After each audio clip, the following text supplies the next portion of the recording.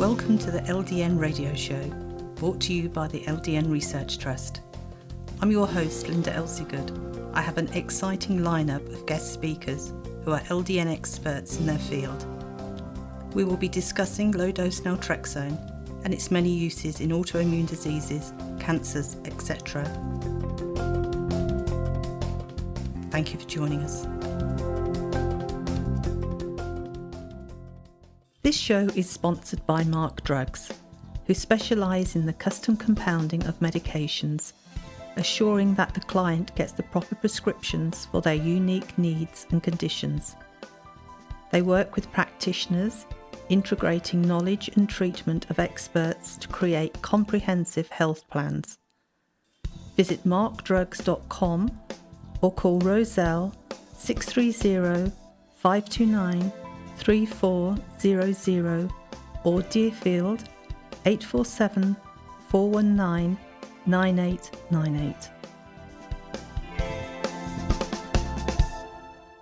Today we're joined by Dr. Melody Keller, who's from Sydney, Montana. Thank you for joining us today. Thank you. It's nice to be with you. Well, we would absolutely love to know your background. Could you tell us what you've been doing to date? Sure. Well, I am a naturopathic doctor, and as you mentioned, my private practice is in Sydney, Montana, and I've been there in Sydney for a couple of years, but I've been in the eastern Montana area for 7 years practicing now. So that's been quite a fun journey and learning all of the different ins and outs of practice and small towns and all that. So that's been pretty fun. I was actually raised in Seattle, and so I've been actually quite pleased to escape the big city and enjoy the taste and the more friendliness in a small town. So that's been really nice. But while I was there, I did my undergrad for part of it in Seattle at a community college down south of Seattle, and then I went to I did a year in South Dakota at the Black Hills State, and then transferred to Eastern Oregon University, where I finished up my bachelor's degree. And that would have been, I graduated there in 2005. And then that fall, I started at Bastyr University back in Seattle, which is where I got my naturopathic degree. Mm-hmm. And I graduated with that in 2010.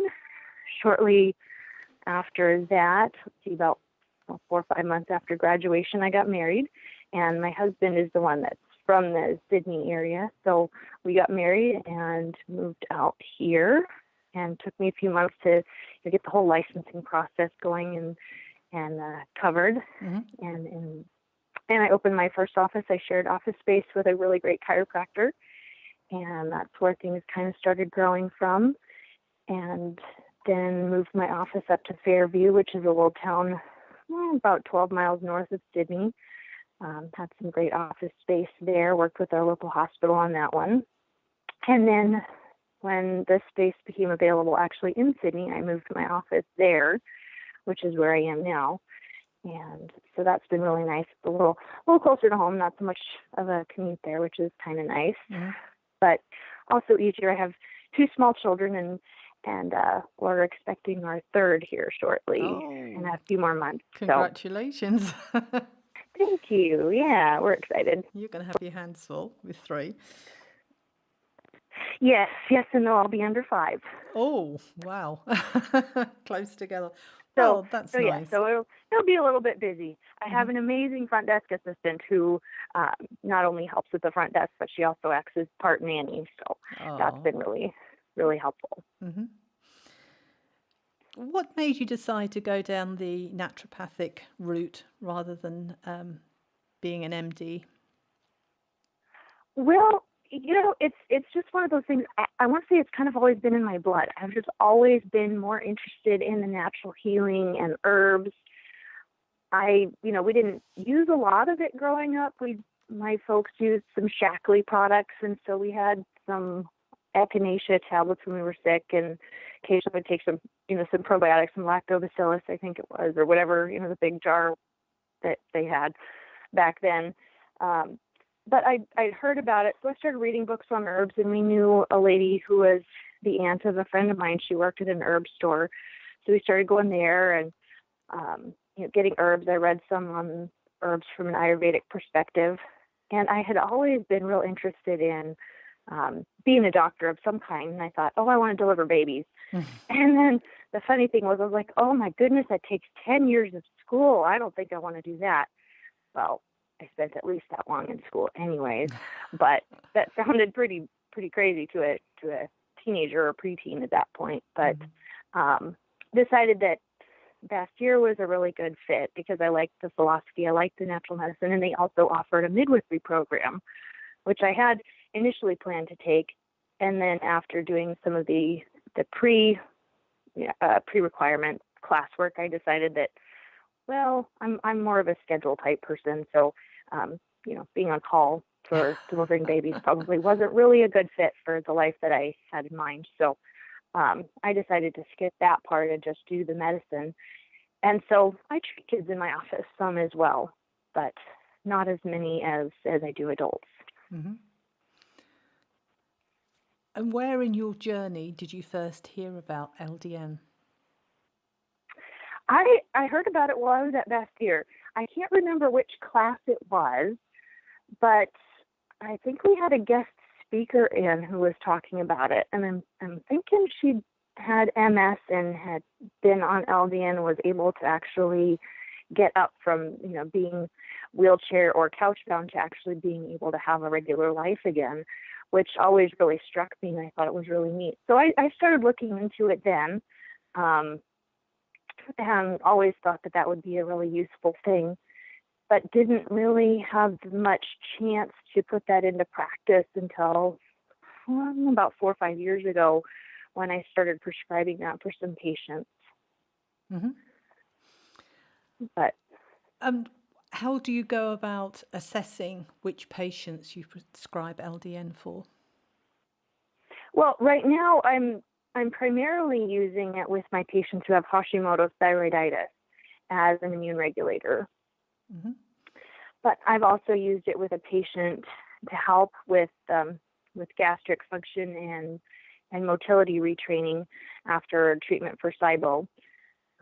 So I've done that. I have a couple of rheumatoid arthritis patients who I've put on it, and I've also used it on a couple of patients who have chronic Epstein Barr virus with really good results. Mm-hmm. What dose do you start your patients off on? The Hashimoto's patients, I start them at 0.5 milligram and then increase it by 0.5 milligram a week on the advice of the local pharmacist that I work with. He said he's found that tends to work better for people, and it really does, because there are some people who do get the kind of odd side effect of the really vivid dreams, and so that allows them to sort of edge up slower and let that pass. Mm-hmm. But I've heard some pretty funny stories. Well, I've been taking LDN for 14 years and I never had the vivid dreams. I feel I've been robbed of an experience because some of them sound pretty amazing, the dreams that people True, have. although some, I did have one patient who would get nightmares, so there's that side of it too. Mm-hmm. So we had to back her down. But yeah, people tend to do really well. It does seem to help. I don't retest the antibodies all that frequently, just because once I know they have it, it's something that, the actual levels themselves are only sort of helpful as far as treatment goes. But I use that as part of a whole protocol, and that seems to be really helpful. There are a couple of patients where one of my rheumatoid patients didn't notice any improvement while taking it, unfortunately, so we've had to switch her to something else. And then another of my patients who, well, we're not quite sure what her diagnosis is yet, but when she started taking that, it actually increased her pain and symptoms back to the level they were at, so we had to have her discontinue that. But for the most part, people tend to do really well with that, sleeping better, decrease in pain, and just feeling better all around, less fatigue with the Epstein Barr patients. They've been able to, stop with some of the other herbal treatments or never use them in the case of one patient, and that's been all that he's needed. Mm-hmm. I was going to ask you a good question there. It's just I was waiting for you to finish. Now it's gone. I should have written it down. So Oh, I hate it when that happens. I know it's awful, isn't it? So the patients that you have on LDN, this is the question, Hmm. who've got Hashimotos or other thyroid conditions where they're taking thyroid medications, have you found that they've needed to adjust their thyroid medications by taking less? I haven't found that too much yet, but I tend to be on the really conservative side with my thyroid dosing in the first place. Hmm. So typically I have them on a Naturopathic product. Occasionally it's Armor, but typically I have them on a fairly low dose. So I don't, but also too, when I start them on the naltrexone, I tell them, it may normalize your thyroid, we may lower your dose, but I don't make any, increases in their thyroid medications. I'll usually run the labs and note that they probably could use a little bit more, but we're going to start you on the naltrexone. So let's wait, 2-3 months, retest it, and just see if we need to even make any adjustments at that point. So I kind of use that instead of a dose adjustment on the thyroid. Well, that makes sense, doesn't it? Rather than increasing it to later have to decrease it. Right. And, a lot of the patients, most people would really prefer to be off of it entirely. I haven't quite gotten patients that far yet. And, sometimes follow-ups are a little further in between than would be maybe ideal. But I usually have them doing a number of different things with diet as well. So sometimes it just takes a little while. But I haven't had any wild swings in thyroid number function, but I tend to be pretty conservative with my dosing on that. Hmm. When you introduce LDN to your patients, how long does it normally take before you see an improvement?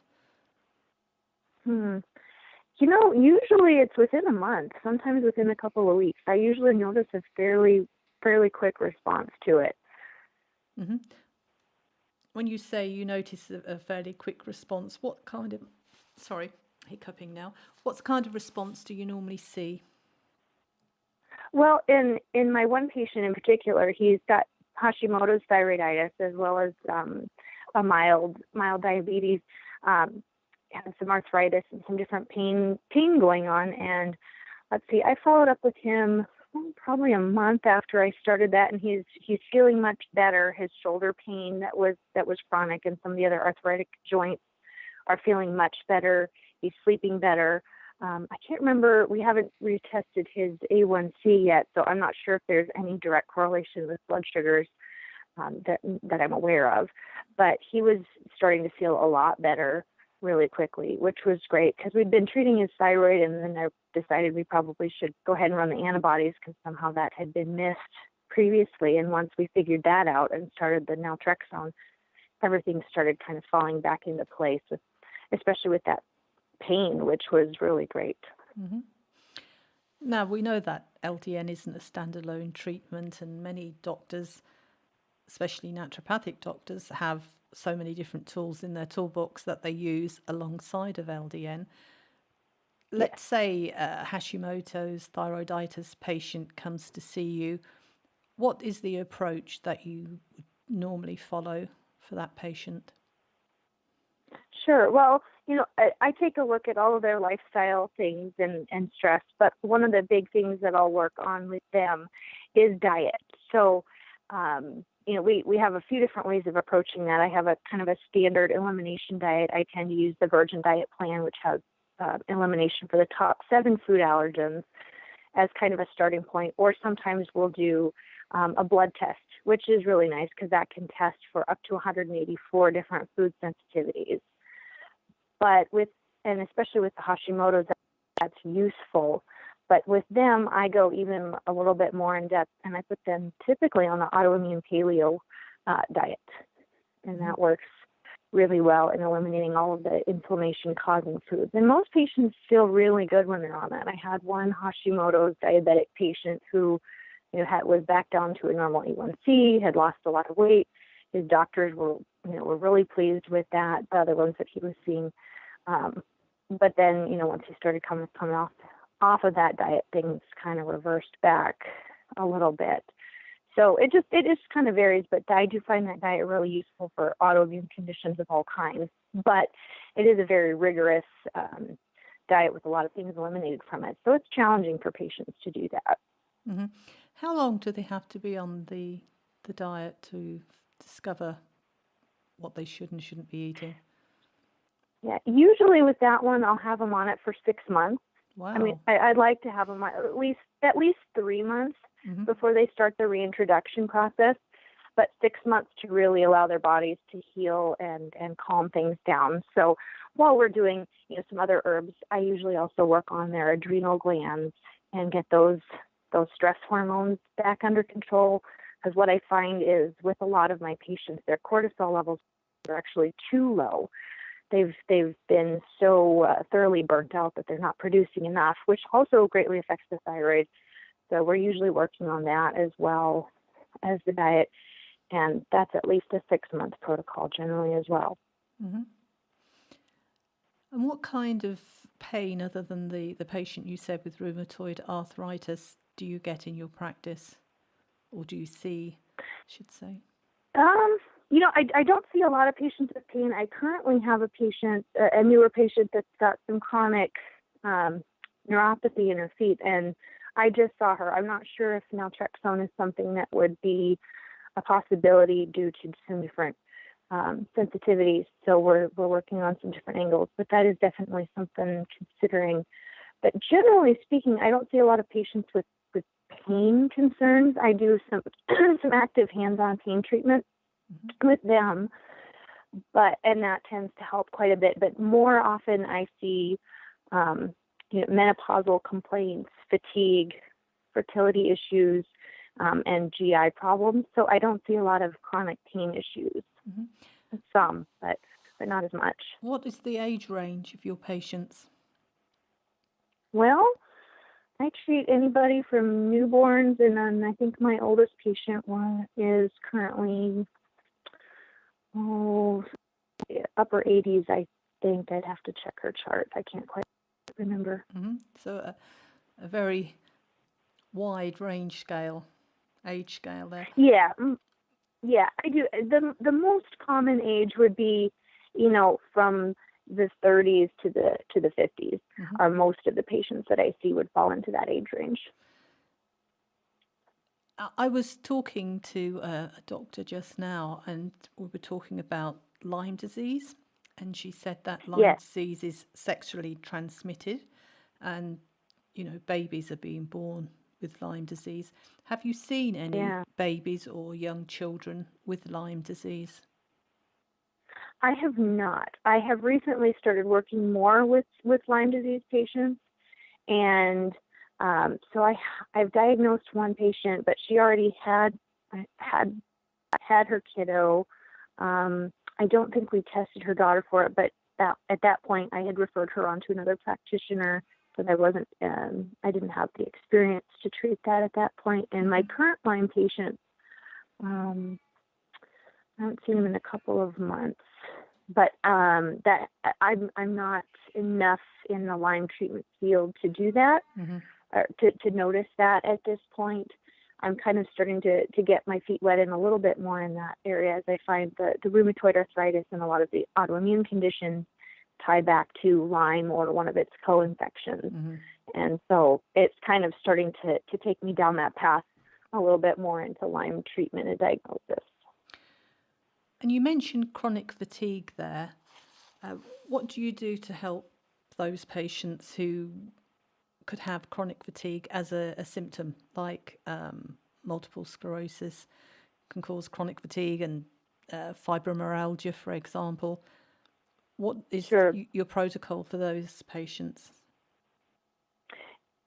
Generally speaking, I'll start with diet, because I do find that, what you're fueling your body with really makes a big difference in how you're feeling, and cutting out those foods that actually your body reacts to that you wouldn't know because you eat them on a regular basis does tend to help.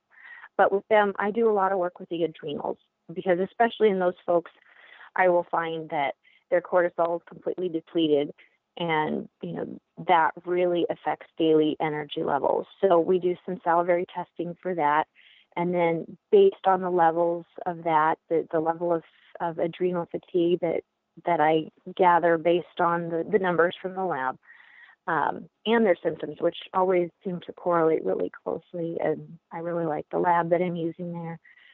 And then I put them on the treatment protocol, which involves some drops that I use 3 times a day. A treatment protocol I learned from another chiropractor. Mm-hmm. Now, you mentioned Epstein Barr virus patients. Yes. I had Epstein Barr, which we call glandular fever, back when Uh-huh. I was 13. I was really sick with it. I had best part of a year off school. I was 13, not when you want to have time off school. Right. And it's unbelievable. All the glands in my body were swollen. My face, I looked like a hamster. Ooh. I can remember it being really embarrassing because the doctor was feeling the glands under my arms and in between my legs. And you can imagine being 13, that was really horrifying. Invasive and embarrassing. Yeah. Very, very embarrassing. And I'm now 61, so that's such a long time ago. What do you do as a protocol for people that have Epstein Barr? How do you help them get over it quickly? Is there any way of making it quick? Yeah, and typically I haven't seen anybody with it acutely yet at this point in my practice. I've run some tests for it when other treatments aren't working and we're just not making as much progress as I'd expect. Sometimes I'll go back and we've run the titers, the different few different labs on that, and I'll see that they're reactivated. And so there is an herbal protocol that I got from one of my colleagues, and unfortunately I can't remember who it is, but it involves a 4-week kind of a rotational program. You ramp up on your doses and stay at those levels for a little while and then kind of ramp back down. And that involves some immune boosting mushrooms, some antiviral treatments, some elderberry, and some, multivitamins and fish oil are, of course, always part of that. Mm-hmm. I can't remember the entire protocol off the top of my head. I have it on my. Mm-hmm. So it's all computer. natural, right? Supplements. Yeah. Really. Yeah, and then somehow I'm not quite sure how we decided to try the naltrexone for that particular condition. I think that ended up being sort of a coincidence based on. She also has Hashimotos, the patient that I started this with. Mm-hmm. And everything started to improve once we put her on that naltrexone. Wow. That's amazing, isn't it? All the different things that you can do. Yeah, well, I'm thinking that, maybe there's some link I've been learning about between Epstein Barr and thyroid conditions, so that would make a lot of sense. Mm-hmm. If you had to say a list of the 4 top supplements that you use in your practice, what would they be? Mm-hmm. Well, for the adrenal stuff, I use an herbal combination product. I've used several. My current favorite is called Optimal Adrenal, and Seeking Health puts that one out. So that would be one of my top ones. Pregnenolone, which is that hormonal precursor, is also another of the supplements for that in particular. But we also go through, especially this cold and flu season, elderberry syrup is a big one. And then I have some different homeopathic combination products I use for thyroid and adrenal health. And it just kind of depends on the condition. I've got different herbs that I really like. I'll use for some of the female hormonal components, a combination tincture that I switch, halfway through the month. I'd have to go look at our ordering history and kind of figure out the rest. But you mentioned elderberry syrup for this time of the year. Is that something that people can buy over the counter? Oh, yeah. It's even some of I think the local drugstores around us carry that as well. I carry one that has some cherry bark and some mushroom extracts in it as well. So it's a little bit more than just elderberry syrup, but that does work well. And it's nice because being a syrup, Kids will take it. My Mhm. kids love it, and I give it to them about once a day as a preventive, or more often if they start coming down with something. Ah, so you can take it as a preventative. That's handy to know. So Yes, what is it primarily for? Colds, coughs, sore throats, runny pretty much. noses, or If there's Yeah, all of those, and that one, I can take that as well. It's a pregnancy safe as well, so that one's really nice, and the taste is pretty mild. The one that I have with the extra things in there, it tastes a little bit more like prune juice. But yeah, viral infections is what it's primarily known for. oh, right. But I don't always differentiate between the two. It fights off bacterial infections as well. It's quite a nice Mm. blend, and easy for people to take. Because my understanding was if it's a viral infection, it can't be treated. So if this is something Ah, that can treat a viral infection, we don't have naturopathic doctors here in England. This is what I'm saying. So, oh, that's true. Yeah, no, it's very good for viral. There's many herbs that are good for viral infections. Elderberry being one of them. My other favorite current blend is one called Viricon, and that one, it has elderberry among, I don't know, 3, 4 other herbs in there, and some of the herbs that are in that blend I also use in my herbal blends for my rheumatoid arthritis patients to help fight off some chronic infections that are kind of, those wild ones that sort of act like viruses, but they're bacteria, and so they work really well. And those are a capsule, which is nice. But I also discovered with my kids that sometimes it was a little bit stronger than the elderberry, and I actually would open the capsule and put it into applesauce. mm. And my girls thought that was really cool because it's green powder when you open the capsule, and it turns the applesauce bright pink. And it actually doesn't taste that in there, but they thought it was pretty magical. So Mm. so that was a hit in that department. But it's nice because that way, if you have somebody that can't do capsules and they need something a little stronger, that's a really good option. And I've had that help stop vomiting, flu. I had a patient who'd had a cold for 10 days start taking that, felt better the same day. Oh, wow. I discovered oregano oil a Hmm. couple of years ago, which was a big eye opener for me with helping with a UTI that wouldn't go. I have MS, by the way, and UTIs Ah, are the norm for me. more So, difficult. Yeah, yeah. the oregano oil was good. For people who have UTIs, what do you Hmm. recommend them to take? I have a homeopathic blend I like that's really helpful that I've used with a couple of those patients. It's called kidney tone, but it's really more a bladder remedy. But I'll also recommend, of course, lots of water.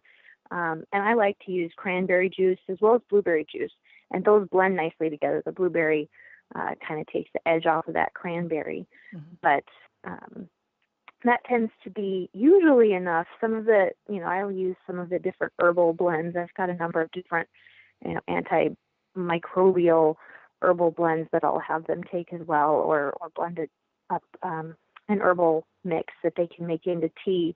I do occasionally use some antibiotics too. I've had a couple patients where by the time they came to see me, it was already into her kidneys. So we tried some herbs for about 2 days just to see, at real high doses to see where we could get, and it wasn't enough. So then I prescribed an antibiotic on top of that and just had her continue the herbal Mhm. alongside of it.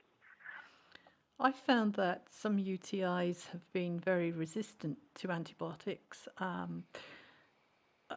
One time I had a UTI that was there for over 3 months, and I'd had 5 different courses of antibiotics, and then they would keep sending away the sample, and it would come back that it was resistant to the antibiotic I'd had, and it would be okay if I took another one. So then I would take the next one, and then they would test Hmm. it and say, oh no, it's resistant to that Yeah, now, and take this one. And it was just going on, and it was so painful, unbelievably painful. And it was yeah, like passing acid, yeah. and I was Ooh, I was raw. I was so sore down below. It was unbelievable. It was as though it was yeah, going to go on forever.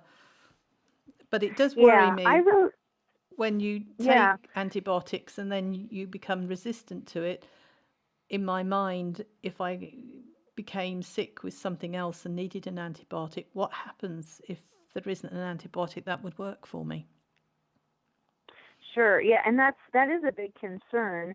I had a patient who was having a chronic UTI issue, and so we did manage to clear it up with antibiotics that time. But I also had her on some strong probiotics, and my thinking there was, we did a food allergy test with her, and she was sensitive to a lot of things. And what I find with food sensitivities is it's not just a gut issue. There can be, of course, those symptoms that you would expect. But what I find with patients with food sensitivities is it tends to settle in the areas where their organs are the weakest. So by having her take out a number of those foods, she hasn't had a urinary tract infection since then. Well, that's good to know. I had a food and another. I was going to say another of my favorite, just quick off the shelf remedies. I like homeopathic cantharis. That really covers a lot of the burning pain symptoms of the UTI, and that seems to help quite a bit. Also good for sunburns. Oh, okay. Oh, what I was going to say was I was tested food sensitivity, and gluten, not surprised, dairy, not surprised.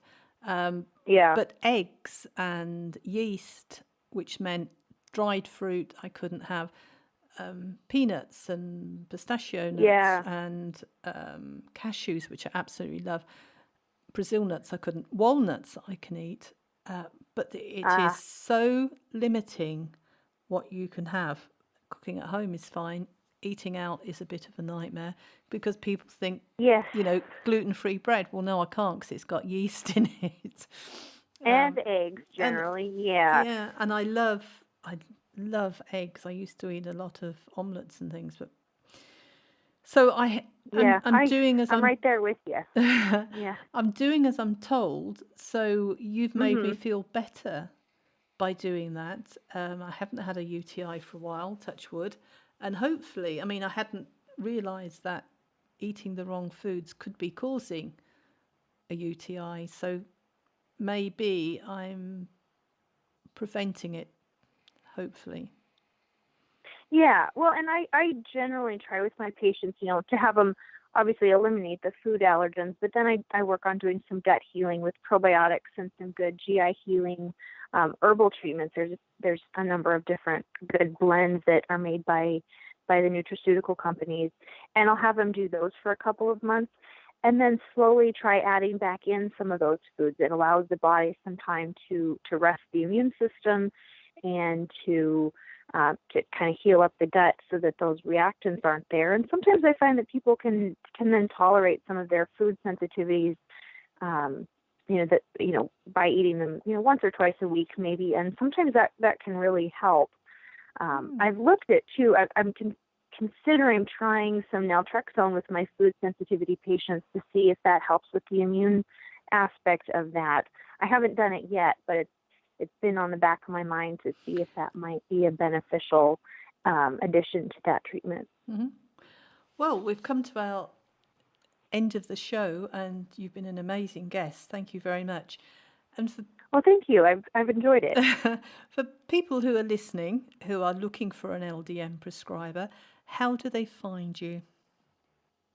Well, they can find me online at my website, radiantnaturalhealth.info. You can Google me. I if you're in the local area, I think it pops up somewhere near the top of the search screen. I also have some radio ads locally, and they can reach me by phone. My staff is always answering, and that number is 406-944-4101. And shortly, we should have our online scheduling back up through the website pretty soon. We're just in the midst of changing over some things, so that's temporarily offline. And the $1 million question is, do you have a waiting list? I do not. Okay. Do you do any Skype or telemed kind of consultations? I do. Typically, I like to see a patient in person at least once. If that's not possible, then I would be working more as a consultant than as a primary. I'd have to check all of the the things. I do work a lot by phone. Typically, I have patients that travel a couple hours to see me sometimes from some of the areas they come. We're a little bit spread out here, but I do some. So it would just kind of depend. If somebody needed that, they would have to be also working with another doctor if I wasn't able to see them at least once to establish, physical exam, for example. Okay. Well, thank you very much for being our guest today. Thank you. I appreciate it. It was great talking with you. This show is sponsored by Mark Drugs, who specialise in the custom compounding of medications, assuring that the client gets the proper prescriptions for their unique needs and conditions. They work with practitioners, integrating knowledge and treatment of experts to create comprehensive health plans.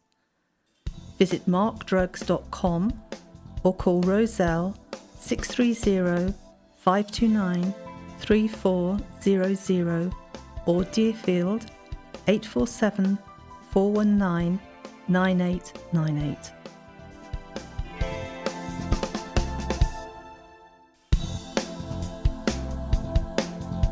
Any questions or comments you may have, please email me, Linda, Linda, at ldnrt.org. I look forward to hearing from you. Thank you for joining us today. We really appreciated your company. Until next time, stay safe and keep well.